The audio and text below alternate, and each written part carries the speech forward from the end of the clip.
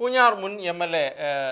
Shri PC. George അദ്ദേഹം പിതാക്കന്മാർക്കെതിരെയും അതുപോലെ തന്നെ സഭയുടെ നിലപാടുകൾക്കെതിരെയും ശക്തമായ ഭാഷയിൽ ഇപ്പോൾ പ്രതികരിച്ചിരിക്കുകയാണ്. ഇലക്ഷൻ കഴിഞ്ഞതിന് ശേഷമാണ് പ്രതികരണം ഉണ്ടായിരിക്കുന്നത്. അദ്ദേഹത്തിൻ്റെ ഭാഷ നമുക്കെല്ലാവർക്കും അറിയാവുന്നതാണ്. ആ രീതിയിൽ അദ്ദേഹം പ്രതികരിച്ചിട്ടുണ്ട്. പക്ഷേ അത് എത്രത്തോളം ഒരു നല്ല കാര്യമാണ് എന്നുള്ളത് തീർച്ചയായിട്ടും വിലയിരുത്തേണ്ടത് തന്നെയാണ്. കത്തോലിക്ക കോൺഗ്രസ് നേതാവ് ശ്രീ ജോസ് കുട്ടി ഒഴികയിൽ അദ്ദേഹം ഇപ്പോൾ നമ്മളോടൊപ്പം ചേരുന്നുണ്ട്.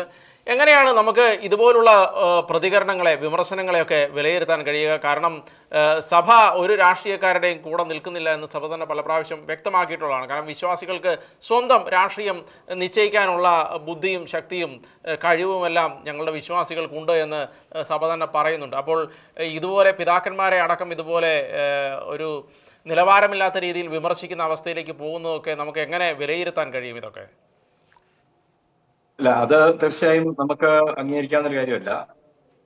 പി സി ജോർജിൻ്റെതായ രാഷ്ട്രീയ താല്പര്യങ്ങളൊക്കെ ഉണ്ടാകും. പി സി ജോർജിന്റെ രാഷ്ട്രീയ താല്പര്യത്തിനനുസരിച്ച് സഭ നിൽക്കണം എന്ന് പി സി ജോർജ് ശഠിക്കുന്നത് ശരിയല്ല. മെത്രാന്മാരെ സംബന്ധിച്ചിടത്തോളം വളരെ ഉത്തരവാദിത്വത്തോടു കൂടി തന്നെ കാര്യങ്ങൾ കാണുകയും ആ തരത്തിൽ കാര്യങ്ങളെ സമീപിക്കുകയും ചെയ്യുന്ന ആളുകളാണ്. അവരുടെ പ്രതികരണങ്ങളും ആ തരത്തിൽ തന്നെയാണ്. വളരെ ഉത്തരവാദിത്വത്തോടു കൂടി തന്നെയാണ് അവരുടെ പ്രതികരണങ്ങളും അവരുടെ സമീപനങ്ങളും എല്ലായ്പ്പോഴും ഉണ്ടാകുന്നത്. പി സി ജോർജിനെ സംബന്ധിച്ചിടത്തോളം ഇപ്പോഴുള്ള പ്രശ്നം, പി സി ജോർജ് ഉദ്ദേശിക്കുന്ന രീതിയിൽ മെത്രാന്മാർ സംസാരിക്കണം എന്ന് പറഞ്ഞാൽ അത് നടക്കുന്ന കേസല്ല. കാരണം സഭയെ സംബന്ധിച്ചിടത്തോളം സഭാ സമൂഹത്തിന്റെ പൊതു നന്മ ലക്ഷ്യമാക്കിക്കൊണ്ടുള്ള നിലപാടുകളാണ് സ്വീകരിക്കുന്നത്.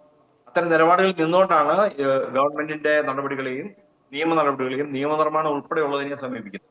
അതിൽ ഏതെങ്കിലുമൊക്കെ രാഷ്ട്രീയ താല്പര്യങ്ങൾ വെച്ചുകൊണ്ട് സഭയുടെ നിലപാടുകൾ ആർക്കെങ്കിലുമൊക്കെ ഇഷ്ടക്കേട് ഉണ്ടായി കഴിഞ്ഞാൽ അത് അനുസരിച്ച് ആളുകളെ ആക്ഷേപിച്ച് പറയുക എന്നുള്ളത് ആണ് ഏറ്റവും മോശപ്പെട്ട കാര്യം.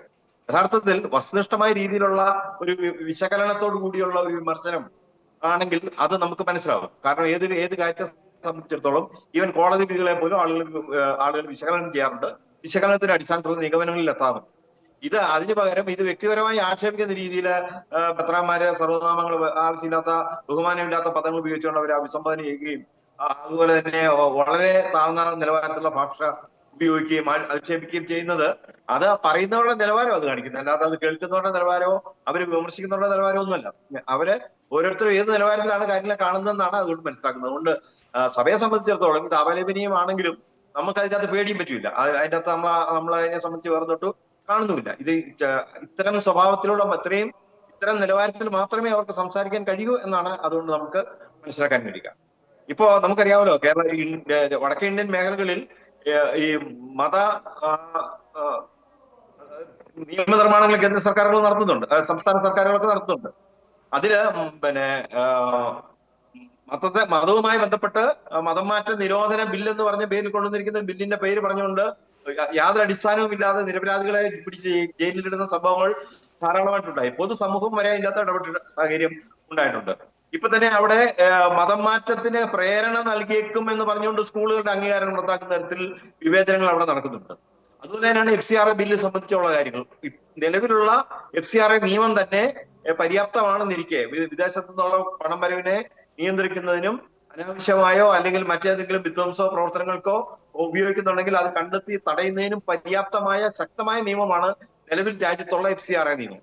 ആ FCRA നിയമം ഉള്ളപ്പോൾ തന്നെ ഈ ക്രൈസ്തവരുടെ സ്വത്തുക്കൾ പിടിച്ചെടുക്കുക എന്നതിന് വേണ്ടി വളരെ ബാലിശമായ വകുപ്പുകൾ ഉൾപ്പെടുത്തിക്കൊണ്ടൊരു നിയമം കൊണ്ടുവരുമ്പോൾ അത് ഇപ്പോൾ നമ്മൾ അനുഭവിച്ചുകൊണ്ടിരിക്കുന്ന മതം മാറ്റ നിരോധന ബില്ലിന്റെ അടിസ്ഥാനത്തിൽ നിരപരാധികളെ ക്രൂശിക്കുന്ന പോലെ തന്നെ ഈ ബില്ലിന്റെ പേരിൽ ക്രൈസ്തവരുടെ മുഴുവൻ സ്വത്തുക്കളും പിടിച്ചെടുക്കാൻ കഴിയുന്ന രീതിയിലാണ് ബില്ല് വന്നിരിക്കുന്നത്. തീർച്ചയായും അതിനെ എതിർക്കാതിരിക്കാൻ നിവൃത്തിയില്ല. അത് പി സി ജോർജ് അല്ല, ആര് ആ ബില്ല് കൊണ്ടുവരുമെന്ന് പറഞ്ഞാലും ക്രൈസ്തവ സമൂഹം അതിനെ എതിർത്തുകൊണ്ടേയിരിക്കും. അതിനകത്ത് യാതൊരു സംശയവുമില്ല. അത് എതിർക്കുന്നതിന് പേരിൽ ആരെങ്കിലും അസ്വസ്ഥപ്പെട്ടിട്ട് യാതൊരു കാര്യവുമില്ല. തെരഞ്ഞെടുപ്പിനെ മത്സരിച്ച് ജയിക്കാൻ വേണ്ടിയാണ്, അല്ലാതെ ആളുകളെ ഭീഷണിപ്പെടുത്തി വോട്ട് വേണ്ടി ജയിക്കാൻ വേണ്ടി ആകരുത്. ആ തരത്തിലുള്ള വിശാലമായ കാഴ്ചപ്പാട് ഉണ്ടാകാത്തതിന്റെ ഒരു പ്രശ്നമാണ് പി സി ജോർജിന്റെ ഭാഗത്ത് ഇപ്പോൾ ഉണ്ടായിരിക്കുന്നത്. പി സി ജോർജിനെ സംബന്ധിച്ചിടത്തോളം അദ്ദേഹത്തിന് അതിൽ കൂടുതലൊന്നും ചിന്തിക്കാനുള്ള കഴിവില്ലാത്തതുകൊണ്ടാണ് അദ്ദേഹം വളരെ ബാലിശമായി മോശം വാക്കുകൾ ഉപയോഗിച്ചുകൊണ്ട് സംസാരിക്കുന്നത്. അത് ഗ്രാമീണ ഭാഷയുടെ വാമൊഴി വഴക്കം എന്നൊക്കെ പണ്ട് ഒരു നേതാവ് ആക്ഷേപം പറഞ്ഞു കേട്ടിട്ടുണ്ട്. എന്ന് പറഞ്ഞ പോലെ തനി ഗ്രാമീണ ഭാഷയുടെ വാമൊഴി വഴക്കം എന്നതിനേക്കാൾ ഉപരി തനി ഗ്രാമീണരെ പോലും അവഹേളിക്കുന്ന തരത്തിൽ, ഗ്രാമീണരൊക്കെ നല്ല മനസ്സുള്ളവരാണ്, ഗ്രാമീണരെ പോലും അവഹേളിക്കുന്ന തരത്തിൽ മോശപ്പെട്ട വാക്കുകൾ ഉപയോഗിച്ചുകൊണ്ടാണ് അദ്ദേഹത്തിന്റെ സംസാരം. തീർച്ചയായും ഇത് അപലപനീയമാണ്. ഇത് അംഗീകരിക്കില്ല, ഒരു സമൂഹം അംഗീകരിക്കില്ല, ക്രൈസ്തവരും അംഗീകരിക്കില്ല, മറ്റ് ഇതര സമൂഹങ്ങളും.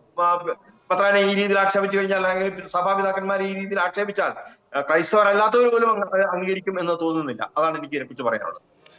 മറ്റൊരു കാര്യം, സഭ ഉയർത്തുന്ന പല ആവശ്യങ്ങളുണ്ട്, പല പ്രശ്നങ്ങളെക്കുറിച്ച്, സഭ അഭിമുഖീകരിക്കുന്ന പല പ്രശ്നങ്ങളെക്കുറിച്ചും സഭ ചർച്ച ചെയ്യുന്നുണ്ട്. പക്ഷേ അത് ഒരു സഭയെ ഭീഷണിപ്പെടുത്താനും അതുപോലെ ഈ തേജോവധം ചെയ്യാൻ, അതുപോലെ ബ്ലാക്ക് മെയിൽ ചെയ്യാനൊക്കെ ആയിട്ട് ഉപയോഗിക്കുന്ന രീതിയിൽ രാഷ്ട്രീയ പാർട്ടികൾ ഉപയോഗിക്കുന്നത്. എന്ന് വെച്ചാൽ ഇപ്പോൾ അദ്ദേഹം പറയുകയുണ്ടായി, ബി ജെ പിയെ ക്രിസ്ത്യാനികൾക്ക് വേണമെങ്കിൽ നിങ്ങളെ ഞങ്ങൾക്കും വേണ്ട എന്നുള്ള രീതിയിലുള്ള ഒരു ഭാഷ്യം. അതുപോലെ തന്നെ മറ്റ് രാഷ്ട്രീയ പ്രസ്ഥാനങ്ങളുടെ ഭാഗത്തു നിന്നും ഏതാണ്ട് സഭ യുടെ പ്രശ്നങ്ങളെ ഞങ്ങളോട് വിധേയപ്പെട്ട് നിന്നു കഴിഞ്ഞാൽ ഞങ്ങൾ ഇതെല്ലാം മാറ്റിത്തരാം, ഇല്ലെങ്കിൽ ഒന്നുമില്ല എന്നുള്ള രീതിയിലുള്ളൊരു മനോഭാവം രാഷ്ട്രീയ പ്രസ്ഥാനങ്ങൾ കാണിക്കുന്നത് നമുക്ക് എത്രത്തോളം പ്രശ്നങ്ങളുണ്ട് സഭയ്ക്ക്. പക്ഷേ എന്ന് വെച്ചാൽ രാഷ്ട്രീയ പാർട്ടികൾ കൂടെ നിന്നാൽ മാത്രമേ സഭയുടെ പ്രശ്നങ്ങൾ തീരുള്ളൂ, അങ്ങനെയുള്ളൊരു കൺസെപ്റ്റ് ഒന്നും സഭയ്ക്കില്ല. അപ്പോൾ എന്താണ് നമുക്ക് അതിനെക്കുറിച്ച് ഇവരോട് പറയാൻ കഴിയുക?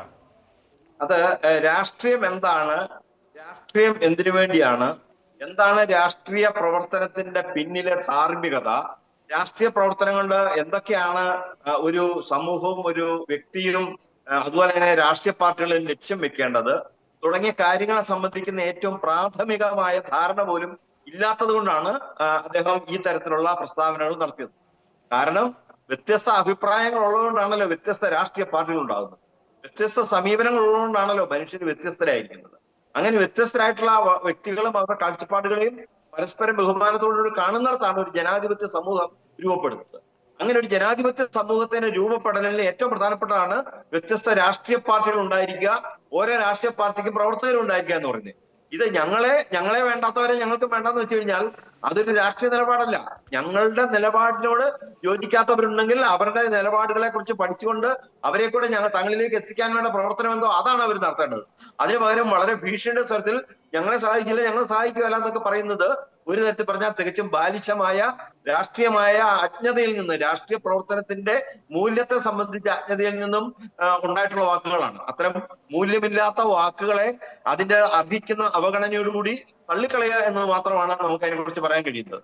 കാരണം ഓരോ രാഷ്ട്രീയ പാർട്ടിയും അവരെ സപ്പോർട്ട് ചെയ്യുന്നവർക്ക് വേണ്ടി മാത്രമാണ് നിലകൊള്ളുന്നതെങ്കിൽ ഈ രാജ്യത്ത് എങ്ങനെ ഒരു രാജ്യം മുന്നോട്ട് പോകും?